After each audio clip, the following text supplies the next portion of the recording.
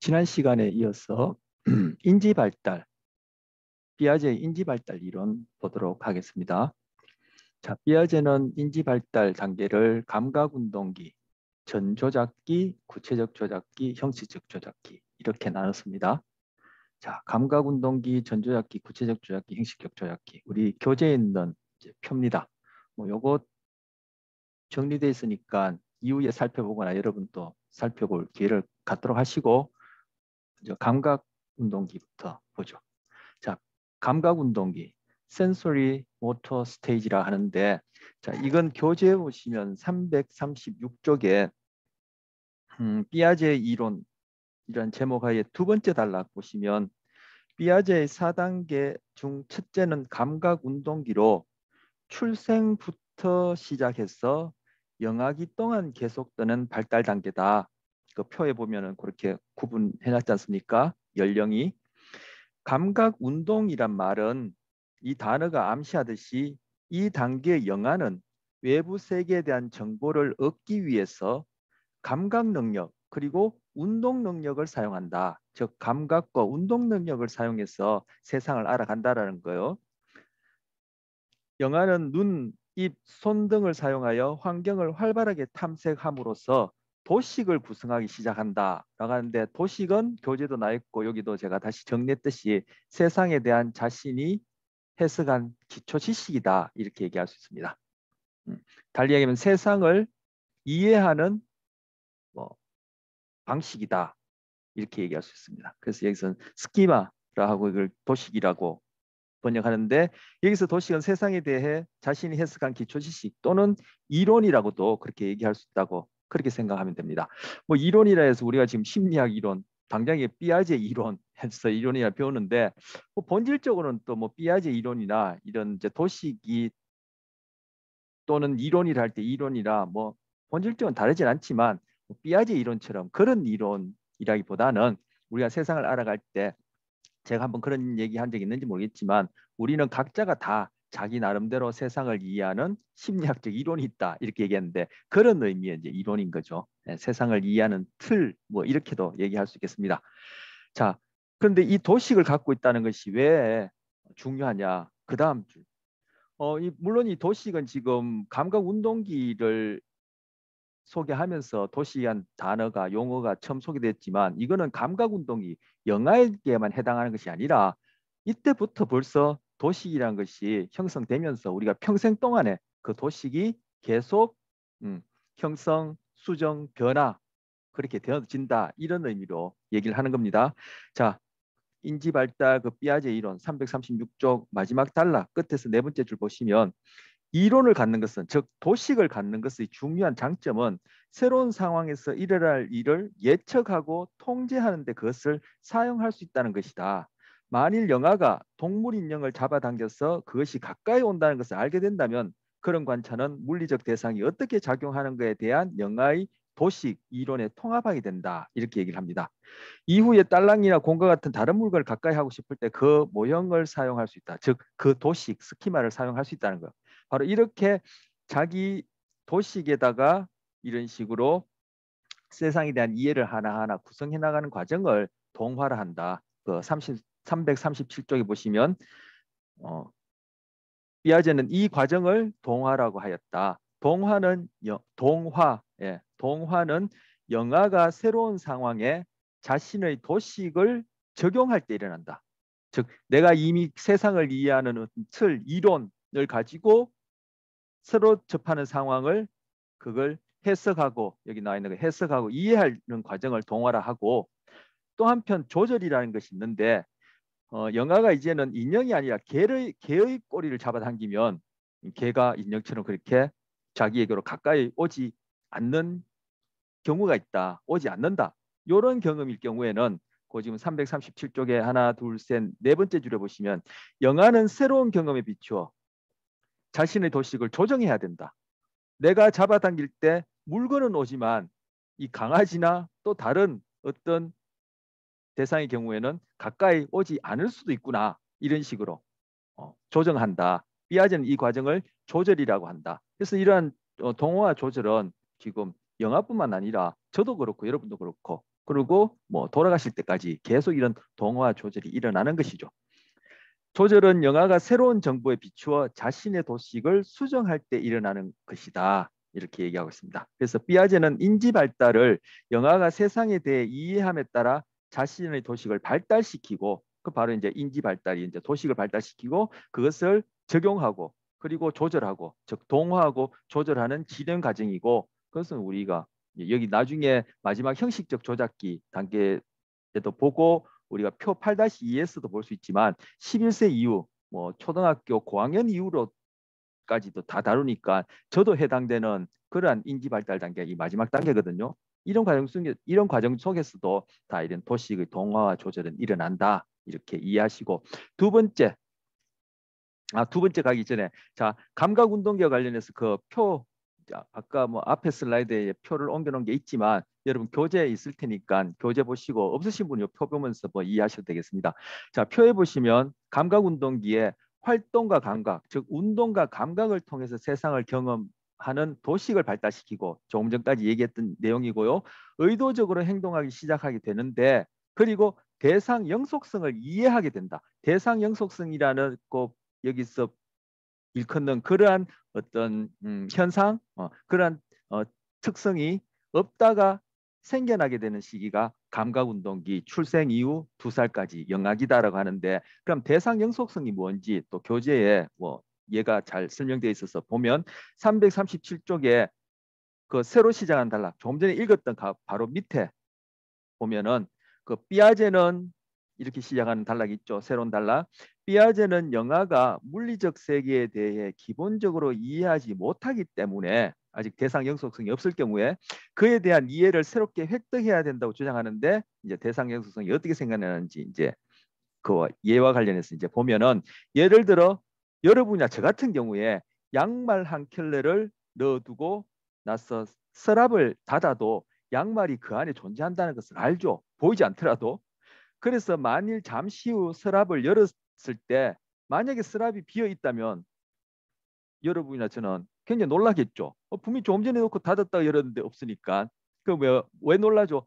대상, 내가 감각하지 못하더라도 이 경우에 시각이 될 텐데 내가 보지 못하더라도 그것은 존재한다라는 대상 영속성이 여러분이나 저는 있기 때문에 그것이 서랍을 열었을 때 없으면 깜짝 놀라지만 바로 이 시기 감각 운동계에 있는 영아들은 안 놀란다는 거. 왜? 대상 영속성이 없기 때문에. 그러다가 2년 동안 출생 이후 2년 동안 그것이 서서히 생겨난다. 바로 도식이 형성되고 동화되고 조절되면서 이제 이 감각운동기 중에 그리고 감각운동기를 지나게 되면 당연히 이제 대상 영속성이 있어서 여러분이나 저처럼 눈에 보이지 않더라도 감각되어지지 않더라도 그 대상이 존재한다는 것을 알 수 있다는 것.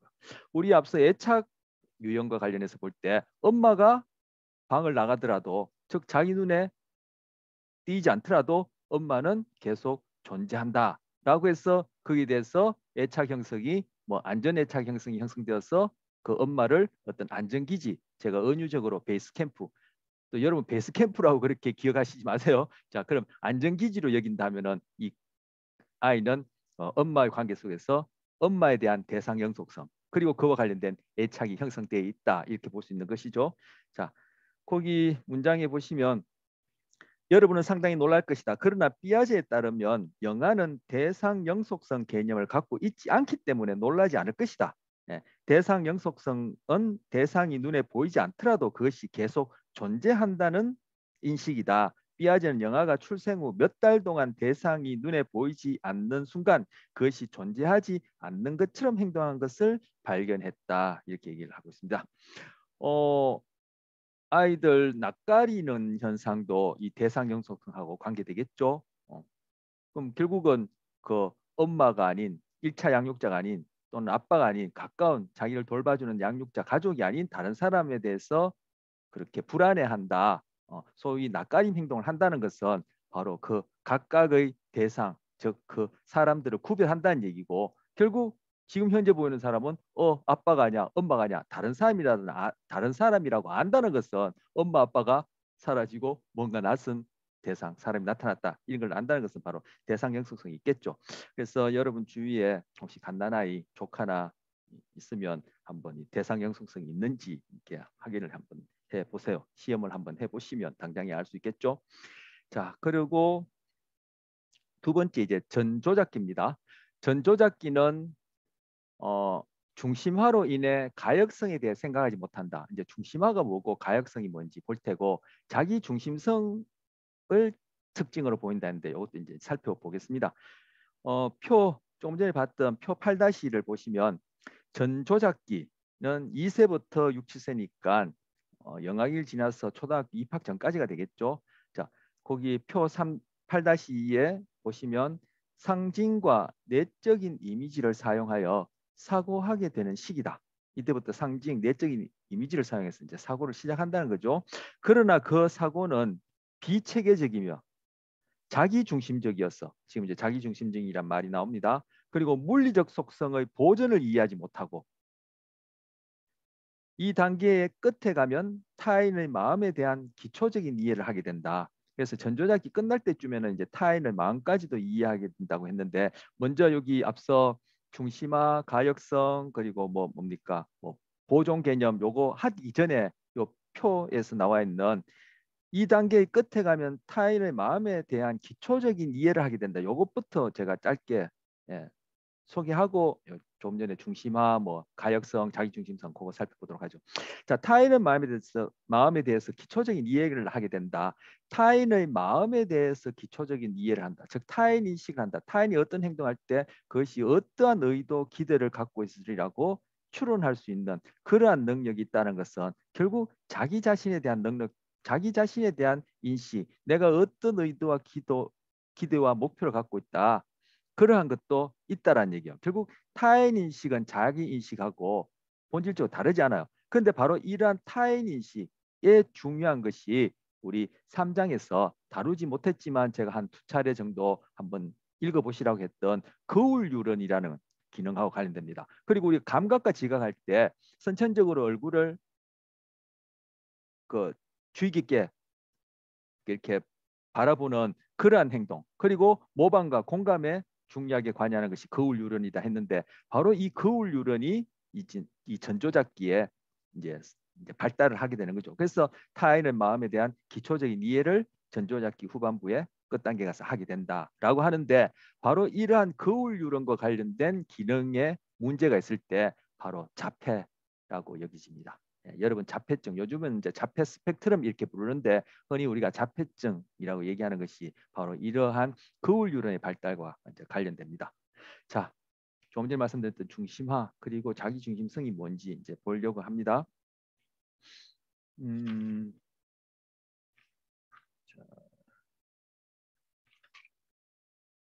자, 338쪽에 보시면 좀 전 이 지금 중심화, 가역성, 자기중심성, 물질 보존에 대한 얘기가 한 두세 문단에 걸쳐서 쭉 소개하고 있는데 그림을 보고 제가 얘기를 해보죠.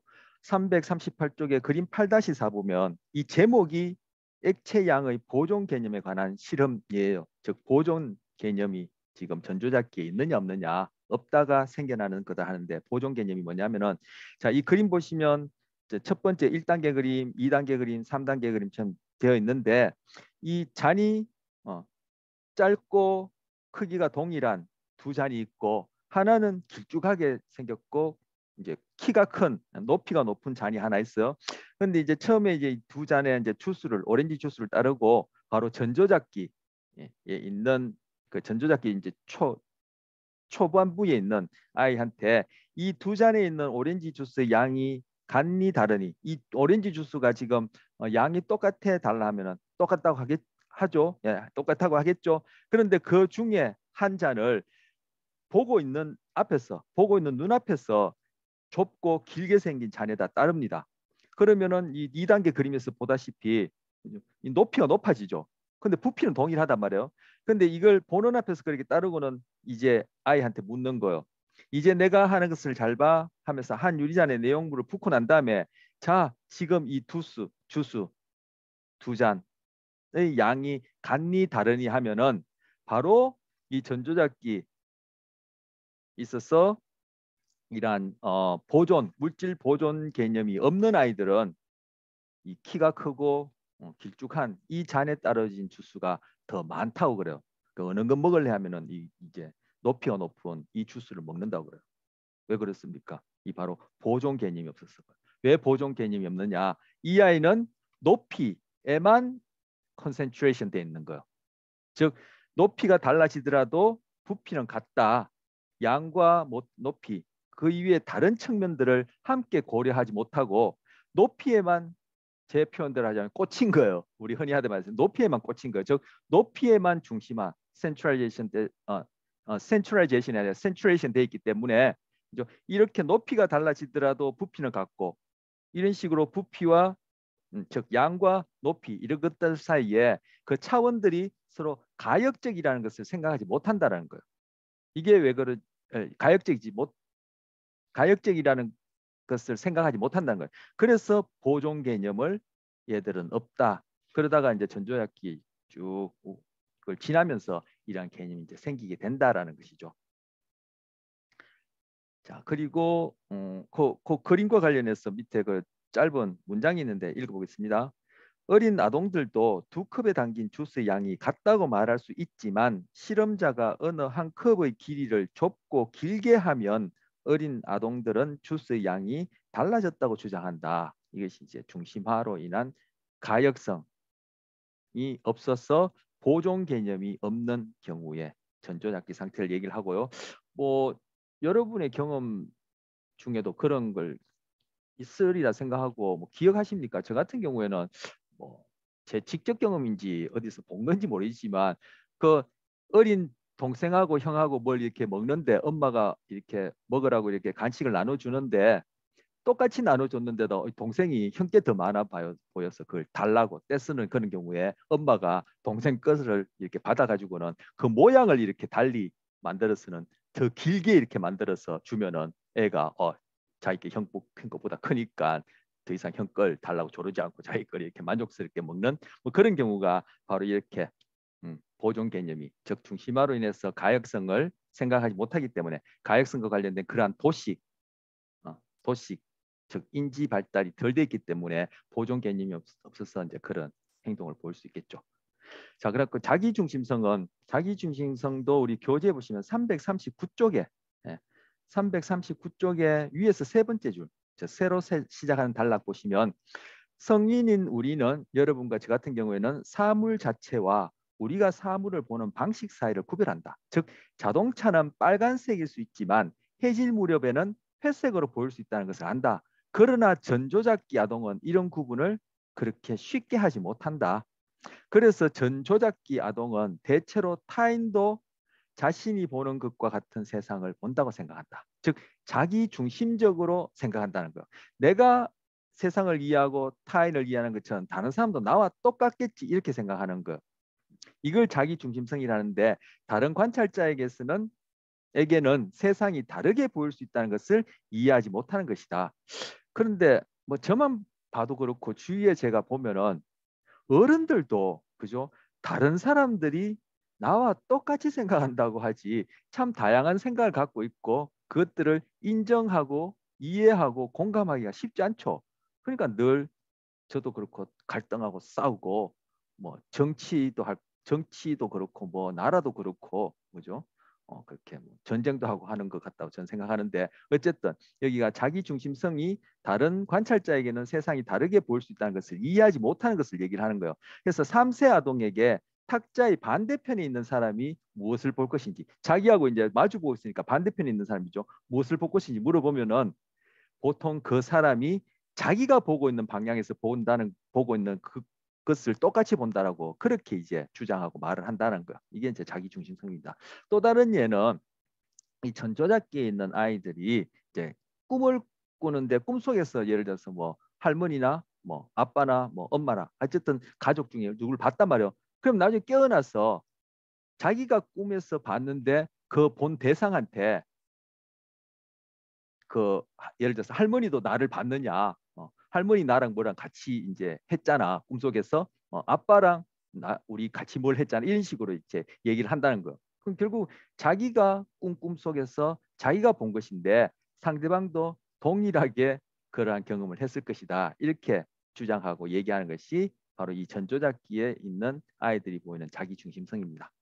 자, 그다음 이제 구체적 조작기. 자, 여기서 조작한다는 얘기는 바로 이렇게 뭔가 영어로 얘기하면 여기 나왔나? 오퍼레이션. 예, 오퍼레이션 한다. 그래서 구체적인 대상, 즉 구상, 예, 구체적인 이제 물질 대상이 되겠죠. 구상 아니면 4번에 가면은 형식적 조작기가 되어지면은 그 구체적인 대상을 지칭하는 언어를 우리가 흔히 얘기하듯이 정신적으로, 내적으로 조작한다, 다룬다 이런 의미의 조작이에요. 그래서 전조작기란 것은 구체적 조작기, 즉 구상, 추상이 아닌 구상을 다루기 전이라 해서 전조작기고 바로 이제 구체적 조작기는 실제 구상, 추상이 아닌 구체적인 대상, 구상을 다룰 수 있는 경우고 형식적 조작기는 이제 그러한 실제의 그런 구체적인 대상, 구상이 없더라도 그 대상에 해당하는 추상을 가지고 즉 우리의 경우는 언어가 되겠죠. 개념이 되겠죠. 그걸 가지고 우리는 오퍼레이션 이렇게 조작 다룰 수 있다. 이렇게 해서 형식적 조작기라고 얘기를 하는 겁니다. 자, 조작이 그런 의미고요. 자, 구체적 조작도 우리 표 8-2에 구체적 조작 그렇게 설명해 놓은 부분 읽어보면은 물리적 사물과 사건에 대해 체계적이고 논리적인 사고를 할 수 있게 되는 시기다. 즉 물리적 사물이다 얘기했죠. 그래서 구체적 조작기고 바로 쟤는 이제 이걸 추상에 대응해서 이제 구상이라 얘기를 한 거예요. 단 구체적인 사물과 행위에 대해서만 한정된다. 바로 이 구체적인 사물이 이제 제가 구상이라 얘기를 한 걸 얘기하는 거죠. 단 구체적인 사물과 행위에 대해서만 그러하다. 그리고 당연히 전조작기 없었던 그죠 물리적 속성의 보존 개념을 이해한다. 즉 물리적 대상, 구체적인 사물에 대한 보존 개념을 이해한다. 이렇게 소개하고 있습니다. 이게 구체적 조작기고요. 그리고 형식적 조작기는 또 표 8-2에 보시면 여기 글자가 작아서 잘 보이겠네요. 글자가 뭐, 네, 보기엔 충분히 크기가 됩니다. 자, 형식적 조작기는 순전히 추상적이고 가설적인 수준에서 체계적이고 논리적으로 사고할 수 있는 능력을 발달시킨 시기다. 바로 초등학교 고학년부터 이제 쭉 이후 시기 동안이 바로 인지 발달에 있어서 형식적 조작기로 바로 추상, 우리의 경우에는 언어, 즉 개념을 가지고 우리는 이제 뭐 놀이를 할 수 있다, 내적으로 다룰 수 있다 이런 의미가 형식적 조작기입니다. 자, 그런데 피아제의 이런 주장이 몇 가지 지적받아야 할 부분, 더 연구를 해보니까 아니다라고 여겨지는 부분이 있는데 이걸 이제 소개하고 있습니다. 자, 첫째, 인지 발달은 졸업과 같다기보다는 졸업과 같기보다는 계절의 변화와 같다라고 하는데 이것이 무슨 말이냐 하면은 339쪽의 마지막 단락 거기에서 하나, 둘, 세 번째 줄에 보시면 피아제의 주장이 검증되어야 할 두 가지 중요한 사항을 지적했다. 첫째, 피아제는 아동이 유치원을 졸업하고 1학년이 되는 것과 같은 방식으로 한 단계를 졸업하고 나서 다음 단계가 시작된다고 생각했다. 우리 그 동기 이론과 관련해서 메슬로 욕구 이론도 그렇고 그죠? 그런 거 보면은 그것이 그것도 그렇고 우리 발달 처음 시작할 때 발달의 특징을 얘기하면서 그것이 뭐 연속적이다, 누적적이다 이런 내용하고도 연결되어지는데 이후에 요거 관련돼서 이제 또 살펴볼 내용이 있겠습니다만 이것이 한 단계 끝나고 끝 완성 다음 단계 진행하고 완성 끝 그 다음 단계 이런 식으로 진행되는 것이 아니라는 얘기예요.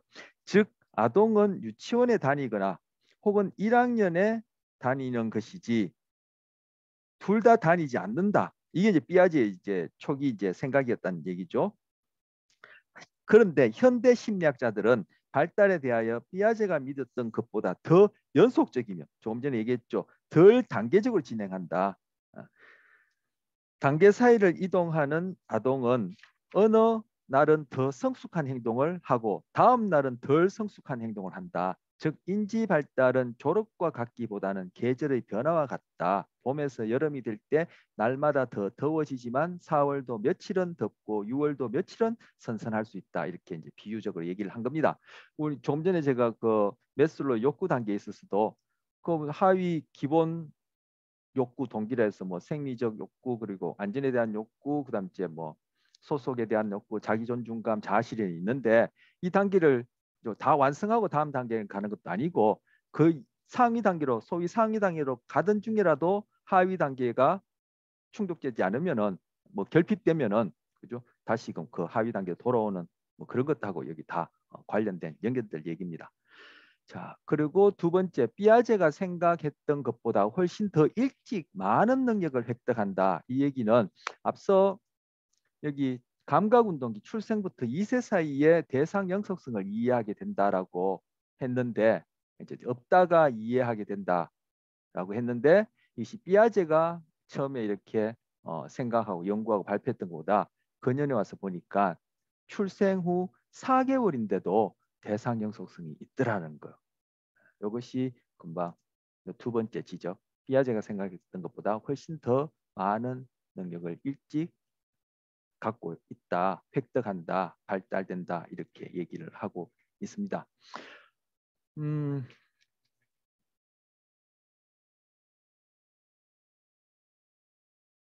네, 그건 조금 전에 읽었던 그 문장 아래 있는 내용입니다. 제가 말씀드린 걸로 그걸로 이제 대신하고요. 네, 그다음 도덕 발달입니다. 도덕 발달과 관련해서 삐아제도 도덕 발달과 관련해서 연구를 하고 이렇게 소개를 하고 있습니다. 바로 이 첫째, 둘째가 삐아제가 얘기하고 있는 도덕 발달에 관한 내용입니다. 그러면 도덕 발달이라는 것도 크게 보면은 지금 인지 발달 안에 포함되니까 이제 그때 여기서 크게 삐아제 인지 발달 연속 성상에서 그 범위 안에서 생각할 수 있을 텐데 어쨌든 비아제가 도덕 발달과 관련해서 이 두 가지를 이제 얘기를 했습니다.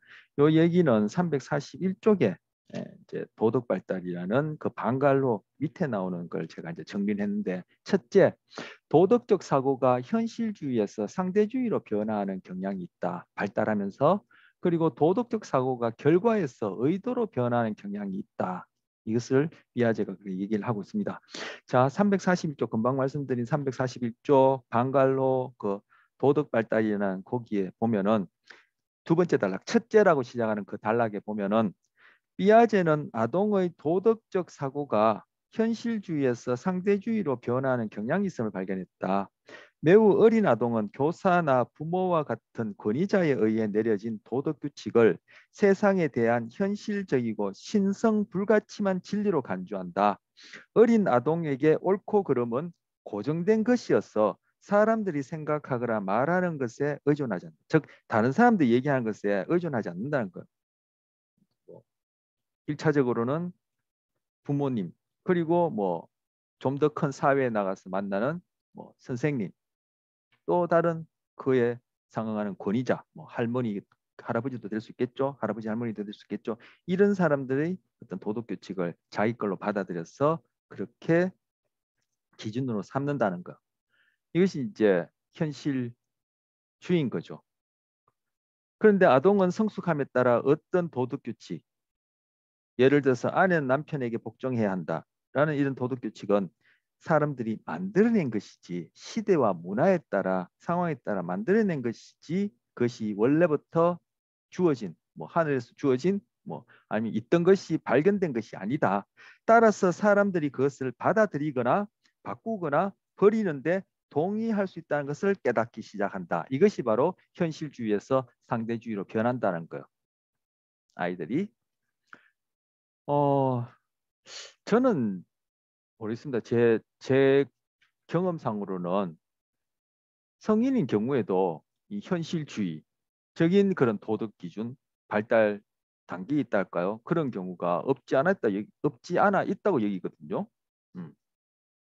뭐 조금 전에 뭐 정치도 얘기를 했지만 뭐 우리가 무슨 주의라고 얘기하는 그런 것들 사이에 그렇게 주장하는 부분이나 갈등하는 부분 보면은 그런 부분도 아까 뭐 자기 중심성과 관련해서도 제가 언급했지만 그런 것도 여기 뭐 현실주의 아이가 권위자로부터 주어진 어떤 도덕 가치 기준을 그대로 갖고 있는 것 그것과 뭐 다르지 않다 여겨지고 신성 불가침한 진리로 간주한다 하니까 저는 당장에 떠오르는 것이 그런 종교 같은 경우에 거기서 얘기하는 것을 무작정 그냥 기준으로 삼아서 뭐 다른 사람이 얘기하거나 말하는 것에 대해서는 전혀 음, 귀 기울이지 않는 이런 경우가 뭐 현실주의하고도 뭐 무관하지 않다 그렇게 생각되어지는데 예, 여기서는 여러분도 그렇고 그죠? 남이 얘기해준 권위자가 얘기해준 그런 기준에서 전혀 상대주의도 변하는 것들 겪어왔고 여러분 뭐 당장에 여러분 스스로 깨달을 수 있겠죠. 제가 뭐 그 얘기는 몇 번 했습니다만 그 영국의 경험주의자 중에 프랜시스 베이컨이라는 사람이 우리가 세상을 인식할 때 즉 구체적으로는 그 사람 과학적 방법을 얘기를 했는데 인식할 때 주의해야 할 점이 있다고 얘기를 했는데 바로 여기서 이제 도덕 발달과 관련해서도 바로 세상의 기준이라는 것을 내가 알아가는 것. 아까 얘기한 내 도식을 동화시키고 조절하는 그런 중에 조심해야 될 점이라고 얘기할 수 있는 것이 바로 프란시스 베이컨이 얘기한 네 가지 우상 중에 바로 권위와 관련된 극장 우상. 그게 이제 비유적으로 얘기한 거예요. 종족 우상, 뭐 동굴 우상, 시장 우상, 극장 우상 있는데 우산이 아니라 우상입니다. 우리 우상 숭배할 때 그 우상입니다. 그래서 종족 우상은 인간이란 종 때문에 우리가 그런 생물학적 조건에 갇혀서 우리가 제대로 인식하지 못하는 것 그리고 동굴우상은 나의 개인적인 경험 때문에 내가 그 범위를 벗어나지 못해서 제대로 인식하지 못하는 것. 그런데 시장우상은 제가 그때도 말씀드렸지만 이 시장은 이제 바로 마켓을 얘기하는 거 마켓을 얘기하는데 은유적으로 그것은 언어에 갇혀서 언어로 인해서 오해를 하는 경우, 제대로 인식하지 못한 경우고, 그리고 마지막 극장 우상이라는 것이 극장이 바로 이제 그 연극, 영화를 관람하는 극장, 그걸 얘기하는 겁니다. 바로 극장 우상이라는 것이 권위를 얘기하는 거예요. 권위에 의해서 내가 그것을 고지고 내 인식에 의해서 그 왜곡이 생기는 경우를 얘기를 하는데 바로 이 현실주의가 프란시스 베이컨의 극장 우상과 관련된 것이죠. 이것이 뭐 아동뿐만 아니라 성인의 경우에도 이런 부분들에 대해서는 쉽게 인식의 오류를 낳을 수 있다. 이런 얘기 제가 다시 한번 첨언하고요. 어쨌든 여러분도 그렇고 저도 그렇고 현실주의에서 상대주의로 변해왔고 아동들이 변한다. 그리고 도덕적 사고가 결과에서 의도로 변한다. 이것도 342쪽에 조금 전에 읽었던 그걸 연이어서 읽으면 둘째, 삐아제는 아동의 도덕적 사고가 결과에서 의도로 변하는 경향이 있음을 발견했다. 어린 아동은 행위의 도덕성을 도덕이란 것은 도덕 윤리란 것은 결국은 가치거든요. 가치. 그런데 이 가치란 것은 좀 전에 얘기했지만 상대주의 얘기하면서 얘기했지만 시대와 문화에 따라 다 다르고 상황마다 달라질 수 있거든요. 그런데 현실주의나 이 결과, 즉 권위에 의해서 주어진 그 가치는 그런 융통성이 없거나 덜한 경우가 되겠죠. 자, 읽던 부분 다시 읽으면 어린 아동은 행위의 도덕성을 행위자의 의도가 아니라 결과에 의해 판단하는 경향이 있다. 예를 들어 엄마를 도우려다가 컵 15개를 깬 소년과 과자를 훔치려다가 컵 1개를 깬 소년의 이야기를 들려주면 바로 도덕 발달에 있어서 이런 현실주의나 결과에 의해서 그러한 도덕 을 평가하는 그런 가치를 평가하는 경우에는 음, 15개를 깬 소년이 더 나쁘다고 말한다라는 거예요. 자, 제가 얘기하다가 읽으니까 문장을 잃어버렸는데 자, 이러한 이야기를 들려주면 어린 아동은 15개를 깬 소년이 더 나쁘다고 말하는데 나이 든 아동은 1개의 컵을 깬 소년이 더 나쁘다고 말한다. 즉 결과에서 의도로 변하는 경향성이 있다. 이렇게 얘기를 하고 있습니다.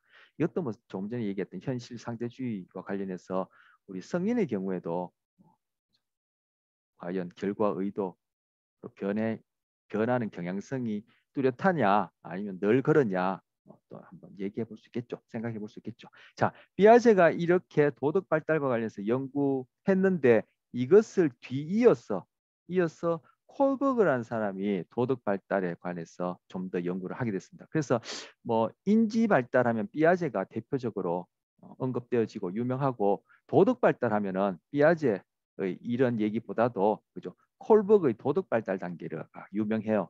그런데 뭐 콜버그의 도덕 발달 단계에서 얘기하는 살펴볼 이 단계들도 결국 이 내용들이 포함된 거예요. 현실주의에서 상대주의로 결과에서 의도로. 자, 콜버그의 도덕 발달 단계와 관련해서는 먼저 이 단계를 소개하기 전에 342쪽에 그렇게 작은 글씨로 중간에 이렇게 쓰여진 내용이 있죠. 예. 작은 글씨로 이렇게 좀 분단이 좀 작게 형성되어 있는 그 부분 보시면 유럽의 어느 마을에 특수한 종류의 암으로 거의 죽음에 임박한 여인이 있었다. 의사들의 생각으로는 여인을 구할 수 있는 약이 한 가지가 있는데 그것은 라듐의 일종으로서 같은 마을에 사는 한 약사가 최근에 발견해낸 것이다. 그 약은 원가가 비싼 데다가 약사가 원가의 10배나 되는 값을 요구하고 있었다. 그는 라듐 제조에 200달러를 들이고는 조그만 약 한 알에 2000달러를 요구했다. 앓고 있는 여인의 남편인 하인츠는 자신이 알고 있는 모든 사람을 찾아가 돈을 빌리려 했으나 약값의 절반밖에 안 되는 1000달러밖에 빌릴 수 없었다. 그는 약사를 찾아가 아내가 죽어가고 있으니 약을 사게 팔거나 아니면 후에 갚게 해달라고 부탁했다. 그러나 약사는 안 됩니다. 나는 이 약을 발견했고 이걸로 돈을 벌려고 합니다. 라고 말했다. 그래서 하인츠는 절망한 나머지 약국을 부수고 들어가 자기 아내를 위해 약을 훔쳤다. 과연 하인츠는 그처럼 행동해야만 했는가? 바로 하인츠의 행동에 대해서 도덕적 판단을 하는 것. 그런데 전인습적 단계에 있는 대다수의 아동들은 행위의 도덕성이 행위의 결과에 의해서 주로 결정된다는 거. 뭐 훔쳤으니까 다 잘못했다. 그거는 뭐 나쁘다라고 그렇게 생각하는 것이 전인습적 단계, 즉 결과를 기준으로 판단하는 경우죠. 즉 행위자의 결과. 그다음 에 인습적 단계는 청소년기에 이르는 경우로 청소년기에 이르면 행위의 도덕성이 사회적 규칙에 동조하는 범위에 의해서 주로 결정된다. 즉 사회에서 그 자기가 속해 있는 사회에서 정해놓은 규칙을 청소년들은 그대로 동일시라고 할까요? 이 경우에는 뭐 동일시라는 말을 쓰기보다는 뭐 아까 도식과 관련해서는 그대로 자기 도식을 이 사회 규칙에 맞게끔 그렇게 뭐 조절을 한다 이렇게 표현할 수 있겠죠. 그래서 사회 규칙을 자기 규칙으로 자기의 규칙으로 도덕적 기준으로 그대로 받아들이는 것이 이제 청소년 시기인데 바로 이걸 인습적 단계라고 얘기를 하고 후인습적 단계는 행위의 도덕성이 생명과 자유와 행복 추구의 권리와 같은 핵심 가치를 반영하는 보편적 원리들에 의해 주로 결정되는 단계다라고 해서 후인습적 단계를 얘기합니다. 좀 전에 읽어드렸던 교재 나와 있는 이러한 도덕적 딜레마, 이뭐 내용상도 그렇고 읽어보면은 하인츠보다는 약사가 뭐 흔한 말로 나쁜 놈처럼 이렇게 좀 읽혀져요. 제가 가능한 한 이제 저 뉴트럴하게 중성적으로 이렇게 객관적으로 읽으려 했는데도 이 문장 구성이 이게 또 번역상의 차이도 있겠지만 약사가 나쁜 놈처럼 여겨지는데 아주 이런 경우에 보편적 원리에 의해서 이제 판단하게 된다면 이러한 딜레마를 판단해서 하인츠가 잘했느냐 뭐 못했느냐 약사가 잘했느냐 못했느냐 더 도덕적으로 어떻게 판단할 수 있느냐 할 때 후인수측 단계는 보편적 원리에 의해서 결정한다라는 거. 그런데 여기 요 주어진 문장만 봐서는 조금 전에 얘기했듯이 약사가 나쁜 놈처럼 그렇게 읽혀지긴 하는데 이거 그런 얘기 들어봤습니까? 부엌에 가면은 며느리 말이 맞고 안방에 가면은 시어머니 말이 맞다. 그러니까 이 경우에도 약사의 입장을 또 여기서 더 첨언해서 얘기 들어보자면 또 하인츠가 야 그래서는 안 될 거 나쁜 놈 같고 또 그죠 하인츠 입장을 여기서는 충분히 얘기했지만 더 첨언하자면은 또 하인츠가 잘하고 잘했다기보다도 약사가 나쁜 놈 같고 한데 그만 법정에서 서로 검사 변호사가 있으면은 이제 바로 이제 서로 변론하고 주장하면서 이제 도덕적 판단 더 나아가서 이제 법적 판단을 하겠죠. 참 애매한 문제요. 말 그대로 딜레마요. 여러분은 여기에 대해서 어떻게 생각합니까? 전인습적 단계에서 이 도덕적 판단, 이 딜레마를 판단하겠습니까? 인습에서 후인습에 의해서 하겠습니까?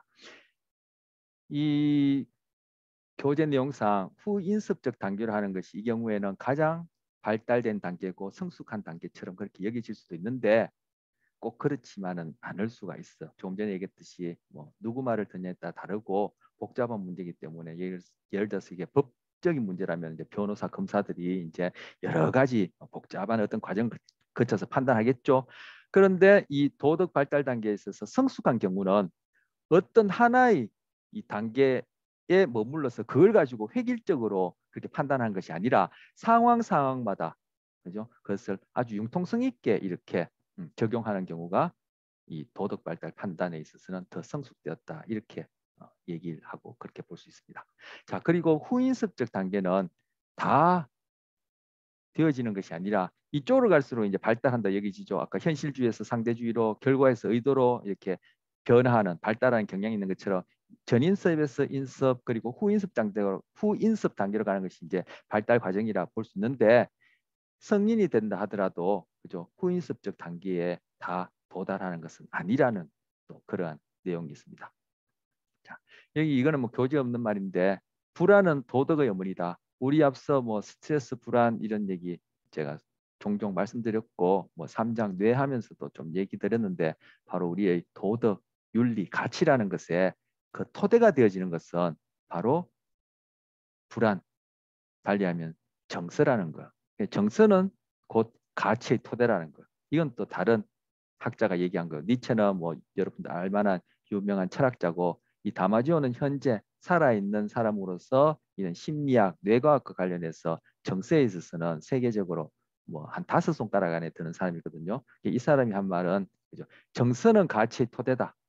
그 가치가 결국은 도덕 윤리라는 것은 가치의 문제인데 바로 니체는 또 그 도덕 윤리의 토대가 되어진 정서 중에서도 불안이 바로 도덕 윤리의 근본된 핵심이다. 뭐 이렇게 생각한다는 거죠.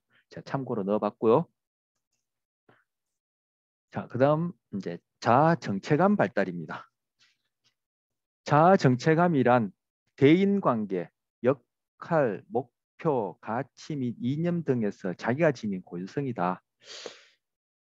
사회관계 속에서 또 사회 내에서 역할이 되겠죠. 가정에서 역할이 되었던. 그리고 나는 어떤 목표를 갖고 있고 조금 전에 뭐 도덕윤리 얘기하면서 이제 가치도 얘기했고 나는 어떤 신념을 갖고 있다. 어떤 세계관을 갖고 있다. 어떤 인간관을 갖고 있다. 이런 것들이 다른 사람들하고도 뭐 공통점도 있겠지만 그죠? 시대와 문화 같은 뭐 그런 상황에서 그 살아왔다면은 공통점도 있겠지만 나만의 어떤 고유한 그 사람들과 다른 나만의 어떤 고유한 그런 특성을 자아 정체감 달리 얘기하면은 자기다움에 대한 내 스스로 자각하는 것을 얘기를 합니다.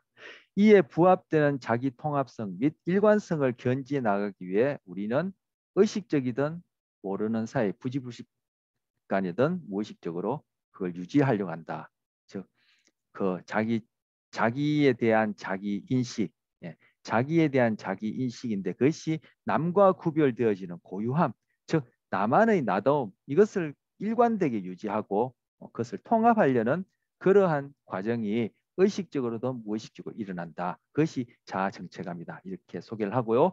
자아 정체감의 지위 또는 자기 자아 정체감의 상태와 관련해서 4가지 소개하는데 이것도 보면 전반적으로 어떤 발달 단계와 관련해서 이렇게 병렬적으로 같이 이 과정을 살펴볼 수 있습니다. 물론 앞서 봤던 이러한 뭐 도덕 발달에 있어서 후인섭적 단계나 그리고 이 삐아제의 형식적 조작기도 제가 아까 깜빡아 말씀 못 드렸는데 11세 이후 즉 여러분과 저도 이제 포함되는 경우인데 11세 이후 지나서 성인이 된다 하더라도 또 어떤 일부의 성인들은 이 형식적 조작기에 도달하지 못하는 경우도 있거든요. 그러니까 이 형식적 조작기라 해서 성인이라 해서 다 형식적 조작기 있느냐 그런 것도 아니고 아까 도덕 발달과 관련해서도